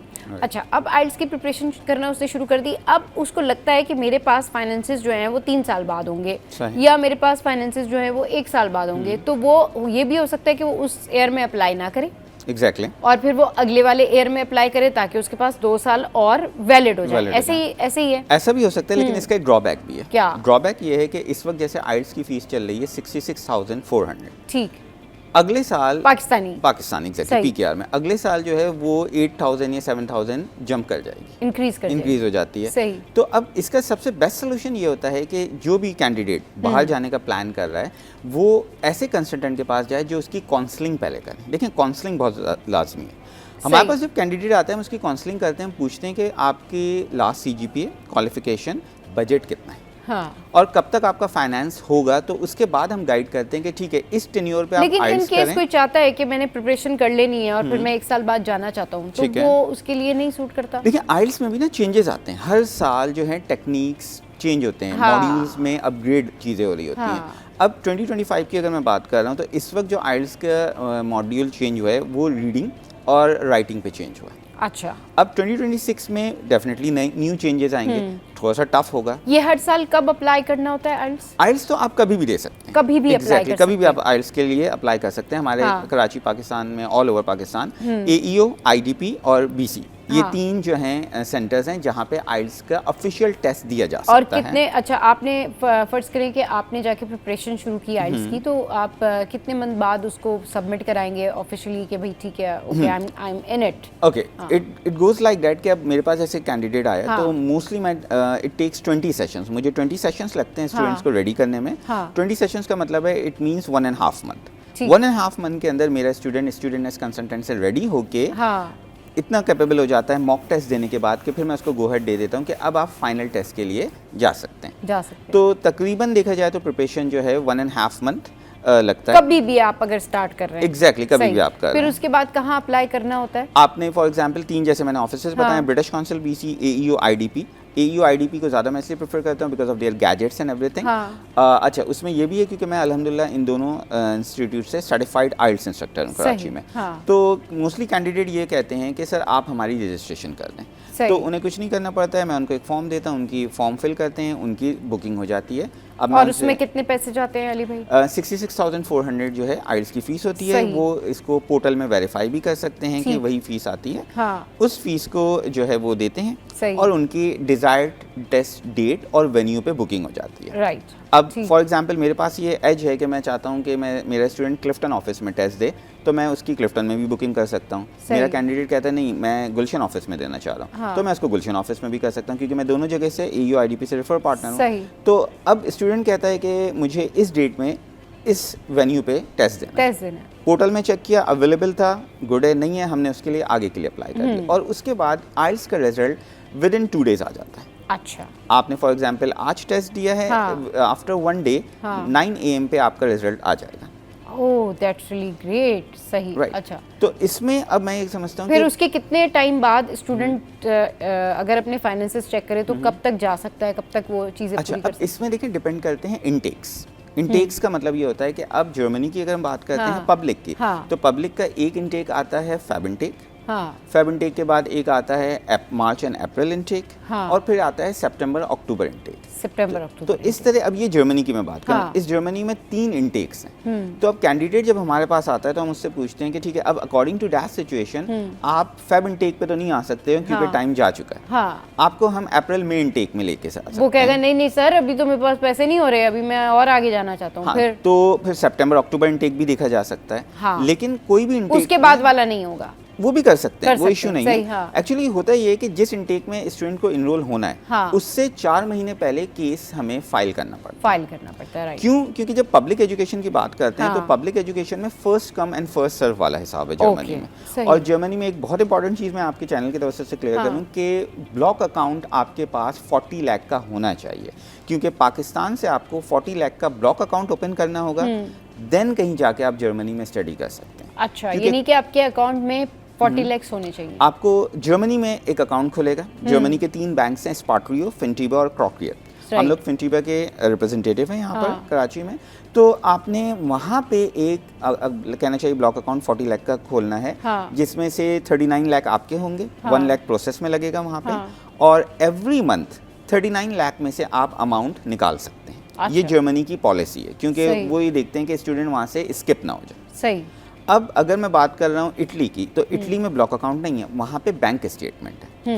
यूके यूएस की बात करते हैं, इंग्लिश कंट्रीज की, वहाँ पे बैंक स्टेटमेंट शो करना है। तो अगर यूके जाना चाहता है, आजकल बहुत सारे लोग यूके जाना चाहते हैं क्योंकि वहाँ भी स्कॉलरशिप है, लेकिन यूके में आपको एटलीस्ट 85 लाख का बैंक स्टेटमेंट शो करना होता है विद द 6 मंथ और 1 year taxes, FBR transaction proof के साथ कि आपके पास जो फंड्स इन एंड आउट हो रहे हैं वो किस मद में हो रहा है। यूएस की अगर हम बात करते हैं तो यूएस में 1.5 CR का आपको बैंक स्टेटमेंट दिखाना पड़ता है। सही। तो कुछ कंट्रीज, बल्कि ज़्यादा कंट्रीज में ऐसा है कि आप बैंक स्टेटमेंट शो करते हैं, और 2-3 कंट्रीज ऐसे हैं जैसे बेल्जियम, जर्मनी, वहाँ आपको ब्लॉक अकाउंट ओपन करना पड़ता है। Block account. तो ये हम स्टूडेंट को काउंसलिंग में बताते हैं कि आप जिस कंट्री की तरफ जा रहे हैं तो वहाँ की रिक्वायरमेंट ब्लॉक अकाउंट है या वहाँ की रिक्वायरमेंट है बैंक स्टेटमेंट। तो काउंसलिंग के बाद फिर स्टूडेंट हमारे पास आता है आफ्टर 6 मंथ के, सर ठीक है नाउ वी हैव फंड्स, हमने आइल्स भी दे दिया, ये हमारा आइल्स का रिजल्ट है, अब हम आपको फर्स्ट पेमेंट के बाद अब हमारा केस इनिशिएट करें ताकि मैं इस इनटेक पे जा सकूं। क्योंकि अगर हम सितंबर अक्टूबर इनटेक की बात करें तो इसका मतलब ये होता है कि कैंडिडेट को अक्टूबर में जर्मनी में मौजूद होना है। सही। ताकि वो वहाँ पे अपनी स्टडी स्टार्ट कर सके। ये बात है पब्लिक की। सही। ठीक है। पब्लिक के साथ एक सेक्टर है प्राइवेट भी। सही प्राइवेट पे ऐसा होता है कि वहाँ पे आपको फीस देनी होती है। सही। अच्छा, वहाँ पे भी फीस फॉर इंस्टेंस देखा जाए तो 14,000 यूरोस फीस होती है 1 सेमेस्टर की। अब अच्छा। 1 यूरो इस अब वक्त अब जो है आइल्स का एग्ज़ाम क्लियर हो गया, अब उसके बाद जो है स्टूडेंट उसने पैसे जमा करने हैं। अगर तो वो जर्मनी जा रहा है तो उसने 40 लाख करने हैं भाई लोगों, और अगर वो जा रहा है यूके तो 85 लाख अप्रॉक्सीमेटली जो है वो आपने बैंक स्टेटमेंट शो करनी है with all requirements including FBR and all taxes and all the requirements of their choices। अच्छा, इसके अलावा अब ये हो गया भाई, अब जिसने इंग्लैंड जाना है वो इंग्लैंड जा रहा है, जिसने जर्मनी जाना है वो जर्मनी जा रहा है। नेक्स्ट वहाँ पे ये प्रोसेस हो गया कंप्लीट, वहाँ कॉलेजेस की क्या फीस होगी और वहाँ पर क्या क्राइटेरिया होगा? राइट, बिल्कुल। अब पब्लिक की तो वैसे कोई फीस नहीं है, राइट। अच्छा। पब्लिक में जर्मनी में जब स्टूडेंट्स जाते हैं तो वो पब्लिक प्रेफर इसलिए करते हैं कि उन्हें कोई फीस नहीं देनी है। हाँ। और उन्हें 20 लीगल वर्किंग आवर्स मिलते हैं जिसमें वो अर्निंग कर सकते हैं। अच्छा, राइट। अगर प्राइवेट की तरफ आते हैं तो वहाँ फीस है, बिल्कुल हाँ, आपने सही कहा। हाँ। अब वहाँ फीस का क्राइटेरिया ऐसा होगा कि आपकी पर ईयर पर सेमेस्टर फीस होती है 14,000 यूरोस। लेकिन हम लोग क्योंकि अल्हम्दुलिल्लाह जर्मनी में हमारा बहुत अच्छा ग्रुप है स्टूडेंट नेस्ट का, तो हम उसको 6,000 यूरोस की स्कॉलरशिप प्रोवाइड करते हैं। अच्छा, उसको वाउचर्स मिलते हैं जो कि लेजिट होते हैं। तो 6,000 की स्कॉलरशिप के बाद अब उस बच्चे को 8,000 यूरोस फीस देनी है फॉर द 1 सेमेस्टर। अच्छा। उसकी अब फर्स्ट रिक्वायरमेंट ये है कि ब्लॉक अकाउंट तो अपनी जगह ओपन हो गया, हाँ। लेकिन पाकिस्तान से जाने से पहले आपको 2,500 यूरोस जो है वो पे करने होंगे। ओके। इन पाकिस्तान आपने 2,500 यूरोस पे कर दिया, हाँ। वहाँ से आपके पास ईमेल आ गई, नाउ यू कैन फ्लाई। अब आप अपनी पढ़ाई करेंगे। अब जो हमने 8,000 यूरोस फीस की है, 2,500 यूरोस तो यहाँ से पे हो यहाँ गए, से पे हो गए, फिर 40 लाख वहाँ वो हो तो गए। ब्लॉक हाँ, अकाउंट ब्लॉक चला गया। अकाउंट हो अब जो गया। रिमेनिंग अमाउंट ऑफ द हाँ। फी है वो वहाँ पे 6 मंथ्स की इंस्टॉलमेंट हो जाती है। अच्छा। तो बच्चा वहाँ पे पढ़ रहा होता है हाँ। और इंस्टॉलमेंट के साथ फीस भी दे रहा होता है। अच्छा, प्राइवेट का सबसे बड़ा एज ये है कि प्राइवेट में हम स्टूडेंट्स को बर्लिन पे फिट करते हैं। ठीक। बर्लिन की यूनिवर्सिटीज में, और बर्लिन क्योंकि कैपिटल है वहाँ पे अर्निंग बहुत अच्छी है। हाँ। तो स्टूडेंट को मैक्सिमम 3 मंथ्स के अंदर जॉब मिल जाती है। ठीक। और जॉब अच्छी जॉब मिलती है बर्लिन हाँ। पे, क्योंकि उसकी अकोमोडेशन भी वही है, उसका हाँ। ट्रैवलिंग का कॉस्ट बचता है, पढ़ भी वो बर्लिन पे रहे। हाँ। तो वो in the end of the month इतना अच्छा अर्न कर लेता है कि वो अपने घर पे भी पैसे देता है, अपनी सही। फीस भी दे देता है, और हाँ। अपनी एक नॉर्मल लाइफ में, ये नहीं कहूँगा कि बहुत लैविश लाइफ करता है, हाँ। लेकिन एक नॉर्मल स्टैंडर्ड लाइफ वो गुजार सकता है। गुजार सकता है, राइट। अब बर्लिन पे जब स्टूडेंट पढ़ भी रहा है, जॉब भी कर रहा है, तो उसकी अर्निंग अच्छी हो रही है। And then the thing is that कि वो अपने आप को आहिस्ता आहिस्ता ग्रूम करता है। क्यों? क्योंकि प्राइवेट पे 20 आवर्स के अलावा भी एक्स्ट्रा आवर्स वर्किंग मिलते हैं आपको, ये भी प्लस पॉइंट है। 20 आवर्स आप वर्क करते हैं, उसके बाद एक्स्ट्रा आप 10 आवर्स भी मजीद वर्क कर सकते हैं। तो आपके ऑब्वियसली वर्किंग आवर्स बढ़ गए, आपकी अर्निंग बढ़ गई। तो स्टूडेंट वहाँ पे पढ़ भी रहा है, यहाँ पे अपनी फैमिली को भी सपोर्ट कर रहा है। अब इसी तरह अगर हम बात करते हैं यूके की फ़ीस की, तो यूके में जब हम पॉइंट्स पे आ जाते हैं तो यूके में भी स्कॉलरशिप्स हैं। हम लोग कोशिश ये करते हैं कि 20% या 30% स्कॉलरशिप्स स्टूडेंट्स को प्रोवाइड कर दें, ताकि वो अपने 20 क्रेडिट आवर्स पे जब वर्क करें तो वो स्कॉलरशिप उन पे जो है उनके बर्डन को कम कर देती है, कम कर वो बर्डनाइज नहीं हो रहे होते हैं। हाँ। तो ये सिनेरियो होता है फीसेस का बेसिकली। फीसेस का। अब सही। इसमें अगर मैं बात कर रहा हूँ इटली की दोबारा, हाँ। इटली में भी एक्चुअली पब्लिक वाला ही हिसाब है कि हाँ। उसमें आपको फीस नहीं देनी है, फीस लेकिन नहीं। क्योंकि वहाँ पे ट्रैफिक इतना है, लोग इतने जा रहे होते हैं हाँ। कि end of the day visa नहीं आता है। ओके। तो इसलिए हम लोग सबसे पहले ये करते हैं कि हम स्टूडेंट्स के पेरेंट्स को जब काउंसलिंग सेशन होता है उसमें बता देते हैं कि ठीक है, अगर आप यहाँ जाना चाह रहे हैं हाँ। तो ये उसके प्लस पॉइंट्स हैं और ये उसके नेगेटिव पॉइंट्स हैं, क्योंकि सही। ये हमारी रिस्पॉन्सिबिलिटी है कि पिक्चर क्लियर करना और ट्रांसपेरेंसी रखना। सही। चलिए जी, बहुत शुक्रिया। हमारे शो पे अली हैदर भाई आए और आज हमें तरीके से बताया कि भाई कैसे जा सकते हैं। तो ऐसे जा सकते हैं कि 40 लाख रुपए करने हैं अगर हमने जाना है जर्मनी, और 85 लाख करने हैं यानी 85 लाख करने हैं अगर हमने जाना है बरतानिया। तो आइल्स देने से पहले इन दोनों बातों को ध्यान में रखें, और अगर आपको लगता है कि आप ये मैनेज नहीं कर सकते तो फिर डेफिनेटली आप कोई उसके पैरेलल पाकिस्तान में, कराची में या किसी भी शहर से कुछ ऐसा ट्राई करें कि आप विज़िट पे जाएं और घूम घाम के आ जाएं। चलिए जी, यहाँ वक्त हुआ है ब्रेक का। ब्रेक के बाद वापस आएंगे तो करेंगे ढेर सारी बातें और आपको बताएंगे कि चमकती हुई स्किन का राज जो है वो क्या है। Welcome back. तो भाई अब कुछ बात कर लेते हैं कि शादी सीज़न जो है वो इन है और ब्राइडल जो उसकी तैयारी जो होती है, जो ब्राइड की तैयारी होती है वो किस तरह होती है। लेकिन सारी तैयारी से पहले एक तैयारी होती है कि जी स्किन चमकनी चाहिए, स्किन खूबसूरत होनी चाहिए। स्किन ही ग्लो नहीं करेगी तो आप इतने लाखों का, हज़ारों का मेकअप और सारी एक्सेसरीज़ का करेंगे क्या। तो स्किन कैसे ग्लो करे ब्राइड्स की और किस तरह से उनको ट्रीटमेंट लेना चाहिए, इस पर बात करने के लिए मेरी फेवरेट सायमा यासिर हमारे साथ स्टूडियो में मौजूद हैं। उनको वेलकम करते हैं। अस्सलाम वालेकुम Saima, welcome to the show. कैसी हैं आप? ठीक ठाक हैं? थैंक यू सो मच, अल्हम्दुलिल्लाह आई एम फाइन। अच्छा जी, शादियों का सीज़न है, आप जा रही हैं शादियों वादियों में? वैसे बहुत, आपको बताएं कि वो कार्ड जमा होना शुरू हो रहे होते हैं और दिसंबर तक एक बंडल जमा हो जाता है शादियों और के दिसंबर और जनवरी में सबसे ज़्यादा जो है वो शादियां आ रही होती हैं और लोगों ने जो है ना वो पहले से ही बुकिंग करा के रखी होती है। अच्छा, usually we all know that कि अब शादी सीज़न इन हो गया है, तो इसमें क्या होता है कि लोग मतलब अपनी शादियां रख लेते हैं और उनको ये होता है कि एक महीना पहले जाएंगे और स्किन की ट्रीटमेंट करा लेंगे और एस्थेटिक के पास जाएंगे, माइक्रोनीडलिंग हो जाएगी, बोटॉक्स हो जाएगा, केमिकल पील ऑफ हो जाएगा, अच्छा फेशियल हो जाएगा, आई के अराउंड जो है वो कोई ना कोई हम प्रोसीजर करा लेंगे और हम खूबसूरत नज़र आएंगे। परमानेंट आई लैशेज़ लग जाएंगी, परमानेंट लिपस्टिक लग जाएगी, लिप कलर लग जाएगा, सब कुछ हो जाएगा। ये सब कुछ एक महीने पहले हो जाएगा और बात ख़त्म हो जाएगी। लेकिन फिर क्या होता है कि शादी वाले दिन जो ब्राइड है वो इतना सब कुछ कराने के बाद भी अच्छी नहीं लग रही। उसकी रीज़न क्या है? उसकी रीज़न सायमा ज़रा बताएं कि वो क्या रीज़न होती है कि आपने इतना सब कुछ कराया है लेकिन आप अच्छे नहीं लग रहे। कौन सी चीज़ आप मिस कर देते हैं स्किन से रिलेटेड कि इतना सब कुछ करा के भी ब्राइड अच्छी नहीं लग रही होती? उसका बिल्कुल आपने सही बात बोली। वो ये समझते हैं कि हमारे पास कोई मिरेकल स्टिक है, कोई जादू की छड़ी है जिसको हम चलाएंगे और एकदम से स्किन फ्रेश हो जाएगी और सब चीज़ें आम दिनों में ग्लो आ रहा होता है, मेन डे पे ही नहीं आ रहा। एग्जैक्टली, हम सब चीज़ें आर्टिफिशियल कर लेंगे, एक्सटेंशंस लगवा लेंगे, आईब्रोज लैशेस लगवा लेंगे, आईब्रो की माइक्रो ब्लेडिंग करवा लेंगे, सेमी परमानेंट मेकअप कर लेंगे और हमारी स्किन बहुत अच्छी दिखेगी। और बिल्कुल आपकी बात सही है, स्किन फिर भी फ्रेश नहीं लग रही होती। इसलिए क्योंकि हम रूट कॉज स्किन का भूल जाते हैं कि हमारी अंदर से न्यूट्रिशनल अगर डेफिशिएंसी हम उसको कवर नहीं करते, हमारी स्किन पे एक्नी का प्रॉब्लम है उसको कवर नहीं कर रहे और हम ये चाहते हैं कि कोई भी सेमी परमानेंट मेकअप की टेक्निक यूज़ करें और सब कैमोफ्लेज हो जाए, जो कि इम्पॉसिबल है। सही, बिल्कुल कैमोफ्लेज ब्राइड नहीं बनना चाहिए। वो आप बने जब पहले आप अपने अंदर जो आपके बॉडी का सिस्टम है ना वो ठीक कर लें।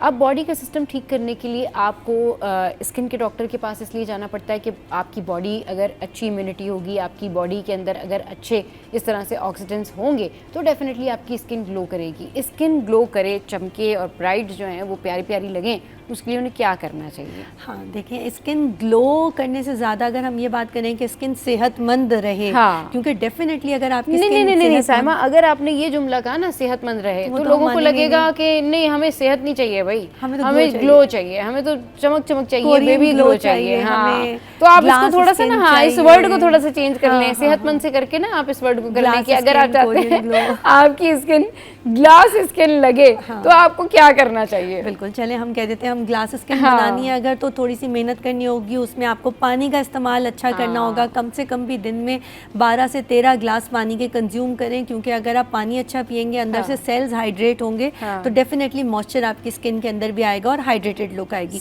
बहुत सारी फाइन लाइंस और एज लाइंस तो कम हो जाती हैं अगर आप पानी अच्छा पिए, स्किन हाइड्रेटेड रहेगी।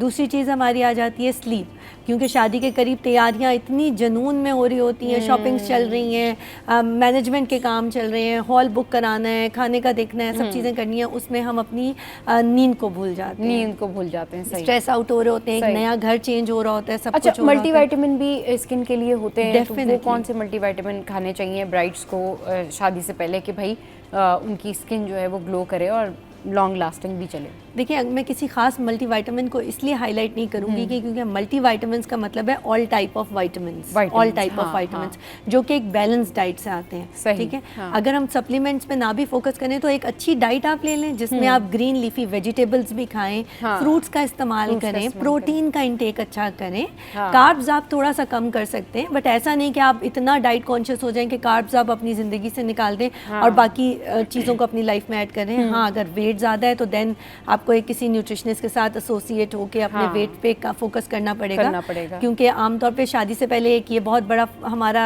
वो होता है कि टारगेट कि हमने 10 किलो वजन भी कम करना है उस एक महीने में, जिसमें आपने अपनी स्किन भी बिल्कुल सही कह रही हैं। अच्छा, वो एक महीने पहले ना, अच्छा एक महीने पहले जो ब्राइड्स तैयारी कर रही होती हैं अपनी स्किन के लिए, वजन के लिए, उसमें वजन भी कम करना है, रंग भी गोरा करना है, चमक भी लेके आनी है, बाल भी ठीक करने हैं उसमें जो है, और सारा जितना भी फिलर्स, बोटॉक्स, सब कुछ जो है वो करना है। बट वाई, पहले तो मैं ये तो खैर डिस्कशन फिर कहीं और चली जाएगी कि वाई, लेकिन मसला ये है कि अब जिनको सारे काम करने हैं अपनी स्किन के ऊपर, लेकिन उनको स्किन अच्छी नहीं करनी है। मज़े की बात यह है कि अगर आपकी स्किन अंदर से ग्लो नहीं करेगी, आप अच्छा नहीं खाएंगे, आप डर्मा के पास नहीं जाएंगे, आप उनसे ये नहीं पूछेंगे कि जिस दिन जो है वो मेरा इवेंट है उस दिन मैंने बेस लगाई है और उसी दिन आपकी स्किन डल हो जाती है, तो फिर वो बोटॉक्स या बाकी चीज़ें या केमिकल पील जिससे ग्लो आता है, लेकिन वो आपका वो नेचुरल ग्लो नहीं होता। नेचुरल ग्लो आपकी डाइट, आपकी जो हेल्दी लाइफस्टाइल, उसी से आता है। तो नेचुरल ग्लो के लिए स्किन पे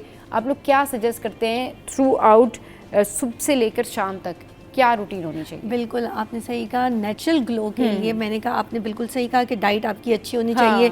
आप अगर सब डाइट नहीं अच्छी कर पा रहे तो सप्लीमेंट्स ले लें आप, मल्टीविटामिन, कोई अच्छे मल्टीविटामिन की टेबलेट ले लें जिसमें A to Z सारे मल्टीविटामिन हों, क्योंकि all multivitamin are essential for a good skin.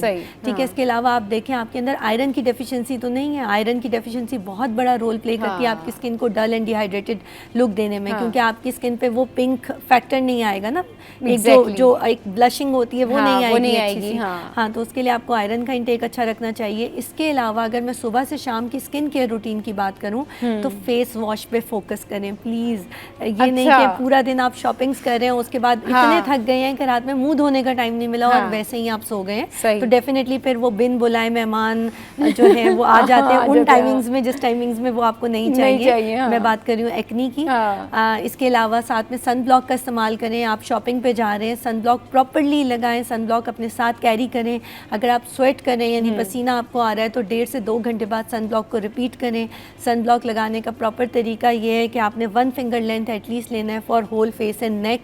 उसको फाउंडेशन की तरह टैप टैप करके लगा के फिंगर से ही स्प्रेड करना है। बहुत सारे लोगों की आदत होती है कि वो मॉइस्चराइजर्स को लगाते हैं हाथों पे मसाज के एंड वो पूरे इसी तरह सन ब्लॉक भी लगाते हैं जिससे वो एब्जॉर्ब नहीं हो पाता। सही। थर्ड थिंग, अपनी स्किन को मॉइस्चराइज रखें। ये ज़रूरी नहीं है कि गर्मियाँ हैं और पसीना आ रहा है तो मॉइस्चराइज़ नहीं करना। मॉइस्चराइजेशन बहुत ज़रूरी है। गर्मियों में मॉइस्चराइज़र का इंतखाब दूसरा हो जाता है कि जिसमें आप gel base, water based moisturiser इस्तेमाल करते हैं जिससे स्किन तो मॉइस्चराइज होती है लेकिन स्टिकी या ग्रीसी नहीं होती। एंड फोर्थ थिंग, कोई अच्छी नाइट क्रीम का इस्तेमाल करें। नाइट क्रीम से मुराद हरगिज़ फॉर्मूला क्रीम नहीं है, गोरा करने वाली क्रीम नहीं है। नाइट क्रीम से मुराद है वो क्रीम जिसके अंदर विटामिन सी हो, कोजिक एसिड हो, ग्लूटाथायोन हो, AHA BHAs हो, depending upon skin type. That's why I am saying कि कम से कम भी 2 से 3 महीने पहले एक दफ़ा किसी डॉक्टर को विजिट करें, एस्थेटिक फिजिशियन को या डर्मेटोलॉजिस्ट को, अपनी स्किन को एग्जामिन करवाएं एंड उनसे पूछ लें कि भाई एक बेसिक स्किन केयर रूटीन में क्या फॉलो करूं और do I need any procedure to have in this time frame. सही, तो थोड़ा सा आसान हो जाता है। अच्छा, नाइट क्रीम का आपने जिक्र किया, बहुत सारे लोग क्या करते हैं घर की रेमेडीज़ भी करते हैं और घर में भी नाइट क्रीम बनाते हैं। और मुझे एक नाइट क्रीम जो है उसका तरीका पता है कि आपने थोड़ी सी वैसलीन ली, आपने फिर एलोवेरा जो है वो जेल लिया और आपने उसको अच्छे से मिक्स कर लिया। उसमें अगर आप मिक्स करना चाहते हैं तो थोड़ा कोकोनट ऑयल भी आपने मिक्स कर लिया और लेमन जूस के ड्रॉप्स डाल लिए और आपने उसको नाइट क्रीम के तौर पर बनाकर रख दिया। वो अब आपकी स्वाबदीद है कि वो आप कितनी क्वांटिटी में बनाते हैं और 2 दिन 3 दिन आप उसको चला सकते हैं। इस तरह की नाइट क्रीम्स कुछ फ़ायदेमंद होती हैं या होता ना कि भाई हमारे जहन में ये सवाल होता है कि जो घर की रेमेडी हम कर रहे हैं ये फ़ायदा देगी या नहीं देगी, या वो महंगी वाली नाइट क्रीम्स ही लानी चाहिए? नहीं, ऐसा कुछ नहीं है। घर की चीज़ें भी फ़ायदा देती हैं, बशर्ते कि आप उसको सही मिकदार में और सही तरीके से इस्तेमाल करें। और स्किन टाइप देख लें, मैं बार बार ये कह रही हूँ स्किन टाइप देख लें, क्योंकि अगर कुछ लोगों को एलोवेरा से प्रॉब्लम होती है उससे एक्नी का इशू हो जाता है, या कुछ लोग राइस पाउडर का इस्तेमाल करते हैं फेस पे स्क्रब के तौर पे एंड उसके बाद उनकी एक्नी बढ़ जाती है, पोर्स ओपन हो जाते हैं। तो ये देखना ज़रूरी है कि आपकी स्किन टाइप क्या, है और वो स्किन टाइप के मुताबिक आपकी क्रीम बनी हुई है या नहीं, आप बिल्कुल इस्तेमाल करें। घर की चीज़ें कोई बुरी नहीं होती, बशर्ते कि उसके अंदर स्टीरॉयड का इस्तेमाल आप ना करें। मगर डर्मा के जितने भी डॉक्टर्स होते हैं, स्किन के डॉक्टर्स होते हैं, वो मना कर देते हैं, नहीं जो हम सजेस्ट कर रहे हैं वो लगाएं। तो ज़रा थोड़ा क्लियर करें ना, ताकि लोगों को पता चले कि ये रेमेडीज़ काम की होती हैं भाई। बिल्कुल, रेमेडीज़ भी काम की होती हैं। जैसे आप हनी का मास्क, बहुत सारे लोग हल्दी, हनी, एलोवेरा या अर्के गुलाब मिला के एक मास्क बनाते हैं, वो सूदिंग इफेक्ट भी करता है। बहुत सारे लोगों की आदत होती है कि वो रात में कोकोनट ऑयल अप्लाई करते हैं, वो उनको मॉइस्चराइज करते हैं if you have got a dry skin. But हाँ, अगर ऑयली स्किन वाला अपने स्किन के ऊपर कोकोनट ऑयल अप्लाई करेगा तो डेफिनेटली उनकी एक्नी की पर्जिंग शुरू हो जाएगी। बिल्कुल। चलें जी, सामा हमारे साथ मौजूद हैं और हम कर रहे हैं मज़े मज़े की बातें कि कैसे स्किन ग्लो आया जाए और कैसे जो है वो ब्राइड उसकी स्किन जो है वो बेबी लुक दे। इसके अलावा अभी जब ब्रेक के बाद वापस आएंगे तो फिर ये पूछेंगे कि जिन ब्राइड्स की स्किन जो है वो ड्राई होती है, उनका मेकअप होना बड़ा मुश्किल होता है, तो उनको क्या करना चाहिए। Stay with us. Welcome back. एक मशहूर एक्टर के बारे में बात हो रही थी कि वो गोरे कैसे हो गए। नाम तो हम उनका नहीं लेंगे, लेकिन बात ये हो रही है कि भाई इस तरह से जो गोरा होना होता है वो कितना हार्मफुल होता है, कितना नुकसानदेह होता है। बिल्कुल किया जा सकता है, बट अगेन वही जो हम अभी बात कर रहे थे ब्रेक में कि आपको स्ट्रिक्ट सर्विलेंस चाहिए। इन दैट केस आपका लिवर प्रोफाइल एंड आपकी किडनी की profile after every 10 to 12 session हम मॉनिटर करते हैं। एंड जहाँ कहीं हमें थोड़ी सी भी डी रेंज दिखती है, हम वहीं पे कट ऑफ कर देते हैं। फिर कोई यस फैक्टर नहीं है उसमें कि हाँ हम दे क्योंकि दें। ये भी एक क्रेज है ना कि अगर किसी की शादी हो रही है ब्राइड की और थोड़ा सा भी रंग उसका थोड़ा सा सांवला है, तो सांवले रंग से बाहर आने के लिए वो ऐसा कोई ट्रीटमेंट लेते हैं, मतलब बंदा हैरान हो जाए, परेशान हो जाए कि यार ये कौन सा कमाल हो गया। ये क्या, कौन से ट्रीटमेंट्स होते हैं साहब? बिल्कुल इंजेक्शंस लगवाते हैं, ग्लूटाथायोन के इंजेक्शंस होते हैं, विटामिन सी के इंजेक्शंस होते हैं। अच्छा। इसके अलावा मल्टीविटामिन ये हार्मफुल होते हैं या नहीं होते? हार्मफुल देखें ओनली इन दैट केस अगर आपका लिवर प्रोफाइल या किडनी प्रोफाइल डिस्टर्ब है और हम उनको लगा रहे हैं तो डेफिनेटली वो हिपैटोटॉक्सिसिटी या नेफ्रोटॉक्सिसिटी कर सकते हैं। बट अदरवाइज अगर आपकी किडनी प्रोफाइल ठीक है, आपका लिवर प्रोफाइल ठीक है, तो आप इन इंजेक्शंस को 10 से 12 इंजेक्शंस बासानी दे सकते हैं और उसके बाद एक दफ़ा दोबारा मॉनिटर। अच्छा, एक इंडियन एक्ट्रेस थी वो अभी जिनकी रिसेंटली अभी डेथ हुई है और यही कह रहे थे कि कोई IV ड्रिप वो लगा रही थी एंड ऑल दैट। ये किस हद तक होता है कि आप कोई IV इंजेक्ट कर रहे हो just like for rejuvenation and all that, तो और उस तरह से आपको साइड इफेक्ट हो जाए, ऐसा कुछ होता है? अच्छा, उनके केस में IV ड्रिप को डायरेक्टली ब्लेम करना I don't think so it's a good decision, क्योंकि उनका जो कॉज ऑफ डेथ अभी तक सामने आया है वो कार्डिक अरेस्ट है। कार्डिक अरेस्ट जो होता है वो इलेक्ट्रिकल करंट जो हार्ट का है उसमें डिफरेंस आ जाए उसकी वजह से होता है। एंड इलेक्ट्रिकल करंट रुकने की बहुत सारी वजूहात हैं और प्लस अगर हम ये कहें कि वो ड्रिप की वजह से हुआ है तो ड्रिप का it was not her first session. आमतौर पे जो भी रिएक्शंस ड्रिप के आ रहे होते हैं वो फर्स्ट सेशन में आ जाते हैं, रिगार्डलेस कि अगर मैं हिपैटोटॉक्सिसिटी या नेफ्रोटॉक्सिसिटी की बात करूं, एलर्जी हो गई। अच्छा, बहुत सारे लोग ये बात कर रहे थे ना कि वो उन्होंने कोई खाना नहीं खाया था और वो पूरा दिन, तो उनके हस्बैंड का उस हवाले से एक पूरा प्रॉपर इंटरव्यू आया जिसमें उन्होंने कहा नहीं भाई उन्होंने खाना खाया हुआ था, उन्होंने 2-2 दफ़ा उठ के पहले वो खाना खाया फिर सो गई, फिर उन्होंने खाना खाया वो फिर सो गई और फिर उसके बाद वो उस दिन वो ड्रिप वगैरह भी लगा रही थी। तो बहुत सारे जो मिसकंसेप्शन थे वो यही थे कि जी पता नहीं ये IV ड्रिप से कोई प्रॉब्लम हो गई या कोई इशू हो गया या पता नहीं कि कोई इस तरह के स्किन ट्रीटमेंट की वजह से कुछ हुआ। तो साइमा आ जाएं, this is the best time to ask her. बिल्कुल, उन्होंने एक दिन पहले ड्रिप ज़रूर ली थी, बट मैं अगेन वही कहूँगी कि डायरेक्टली हम ड्रिप को ब्लेम नहीं कर सकते, क्योंकि इससे पहले भी आपने देखा है एक और बॉलीवुड के एक्टर थे जिनका 1-2 साल पहले सडन इसी तरह डेथ हुई थी। And you know your self के एक्टर एंड एक्ट्रेसेस की लाइफ कितनी स्ट्रेसफुल होती है, कितना रात में सोने का टाइम नहीं मिलता, लॉन्ग शूट्स हो रहे होते हैं, खाने की प्रॉपर रूटीन नहीं होती है, स्ट्रिक्ट डाइट प्लान ये लोग फॉलो कर रहे होते हैं। तो देयर आर मल्टीपल फैक्टर जिनकी वजह से हार्ट हेल्थ डिस्टर्ब हो सकती है, रादर देन कि हम डायरेक्टली ग्लूटा को कहें, because it has got only enzyme, वो वाली चीज़ है जो हमारा लिवर भी बना रहा होता है, जो डिटॉक्स करता है आपकी बॉडी में से मेलानिन सेल्स को, एंड दैट्स इट। अच्छा, ये बताएं कि ये लेमन, एलोवेरा, हनी और जितने भी ये सारे नेचुरल चीज़ें हैं, ये कितनी फ़ायदेमंद होती हैं स्किन के लिए? लोग इनका पेस्ट भी बना के लगा रहे होते हैं, लोग घर में भी रेमेडीज़ कर रहे होते हैं, ये इनसे कोई फ़ायदा होता है? बिल्कुल, काफ़ी हद तक फ़ायदा हो जाता है, स्पेशली अगर आपको सन टैनिंग है। अच्छा। तो सन टैनिंग में एलोवेरा का बहुत अच्छा रोल है, सूदिंग इफेक्ट भी देता है।